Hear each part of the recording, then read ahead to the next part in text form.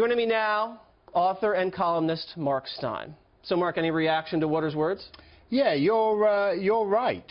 For the Democrats, it's always the American right that is the problem. They're the ones who are going to destroy the world. In fact, as you said, it's this diplomatic language that has provided the cover under which this guy has gone nuclear. And I think this is like, to go back to another point you made, yeah, they're not actually very good at being nuclear. He might try and hit Guam and accidentally hit New Zealand or Slovenia or Finland, or it might just clear the perimeter fence and hit a Taco Bell across the street from the base, assuming they've got a Taco Bell in North Korea, which is not clear to me at this point. Something tells me they don't have that. Something tells me they eat rocks and pine cones. Yeah, no. The Taco Bell, it's like it's Pyongyang. It's every supermarket is 5 items or less. Right. But that's the point. He's not very good at being a nuclear power.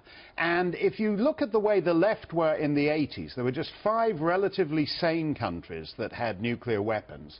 And the left were completely obsessed about nuclear Armageddon at any moment. They wrote plays about it. They made films about it. They did novels about it. The left's whole iconography in the Cold War was the mushroom cloud.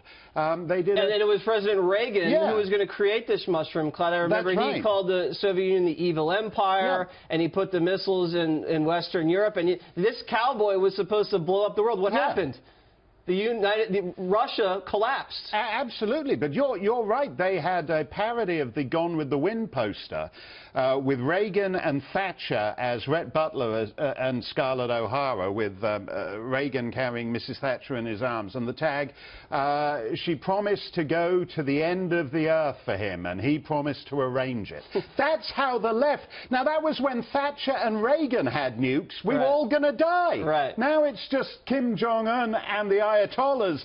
The left are saying, oh, what are you guys so uptight about? Why is Trump making a fuss about? North Korea's just gone nuclear. Susan Rice says, why can't you guys live with it? And President Obama gave the Iranians, what, I think, billions of dollars, and we all know what happened the last time we gave billions to North Korea. They ended up nuking up on our watch. Now, Guam, now in the crosshairs. This is our territory in the South Pacific, and we base a lot of the B-52 bombers over there. They're going to be flying those missions over North Korea if they don't watch out. So next week, North Korea says they're going to test fire some missiles off the waters of Guam. What will President Trump do if we get a warning that those missiles will be fired? Because they're not that accurate. Who knows where they could land? No, they've threatened to do some kind of Disney aquacade where they put one missile north, south, east and west of the island. And as we said, they're not that good. But I don't think he should wait until they actually do that. I think the threat of doing that is actually outrageous enough.